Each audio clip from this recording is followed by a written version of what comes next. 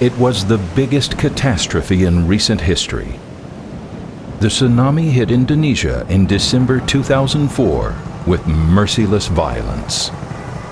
But we were prepared and ready to help. Within a short time, our teams were in Banda Aceh distributing relief items and setting up water supply tanks in camps. Two of hundreds of thousands of victims, Suktia Tia and her husband Aswar. Here was the place they once called home. Real help for Suktia had to entail hope for more than bare survival. That's why we set up workshops soon after the tsunami. Here Suktia learned how to start her own business and got a small grant from IRD. As soon as possible, she set up shop in the temporary shelter where she and her family were living. It is not just the business education and the startup grant. For that, I am very grateful to IRD. For me, the most important thing I got at the training was to trust myself again and be hopeful and optimistic that I can make a living with my business for myself and my family.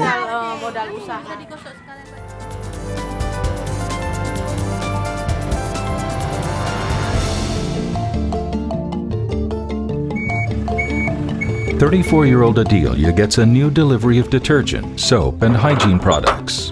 She never even dreamt about herself as an independent businesswoman. But now, she is a retailer for hygiene products. Training and some financial help from IRD was all it took to mobilize incredible energies in Adelia. The mother of two is very community-oriented, and so are we. That's why we support her strongly in sharing her knowledge and experience with other women from the neighborhood. She teaches how to start their own business and provides them with a starter kit of goods. Adelia also follows up with the women as they start selling in the market of their hometown. Adelia and most of the women now have a stable income. She has a well-built house and can feed her children. 1 year into this program, called Women First, she is financially independent. She will not fall into the trap of poverty, which forces so many women to trade sex for food. I feel really strong. Now we must use this strength to address other important issues. Adelia, with other Women First members, teams up with the United Methodist Church and local health activists to tackle a much bigger task: fighting HIV/AIDS. Before they fan out in the villages, Adelia and her crew learn about HIV/AIDS and exchange their experiences on this issue, which is still taboo for too many. They have time to do this because their income is secured. This program is successful because it connects two important issues: fighting AIDS and at the same time providing us with small economic projects so that we can get out of poverty. They visit the local voluntary testing station next to a hospital to learn firsthand all about HIV testing. This sample is negative, which is all too rare. The doctor leaves no doubt about the most effective means of prevention. For weeks at a time, Adelia and the other women visit the villages in their vicinity. The idea is as simple as it is effective: a talk from woman to woman. These two young women listen. Adelia is their neighbor, one of them.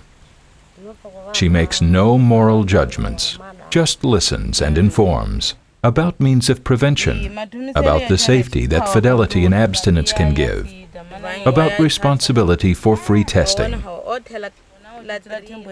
And Adelia offers support, will accompany you to take the test, and will help you afterwards. That's why here the infection rates for AIDS begin to drop.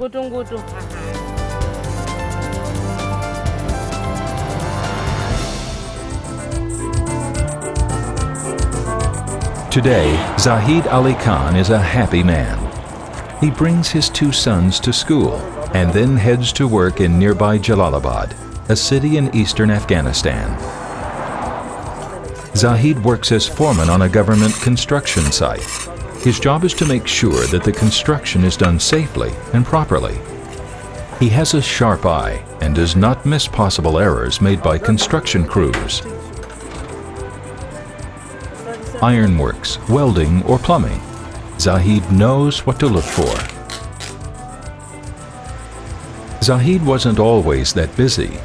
Although he is working, there are hundreds of workers in downtown Jalalabad waiting for someone to hire them, at least for a day. Zahid knows all too well how they feel. When I was unemployed here, and just like these people, and I stand up for a long time and wait for work here, and I know about IRD training, construction training center in Jalalabad.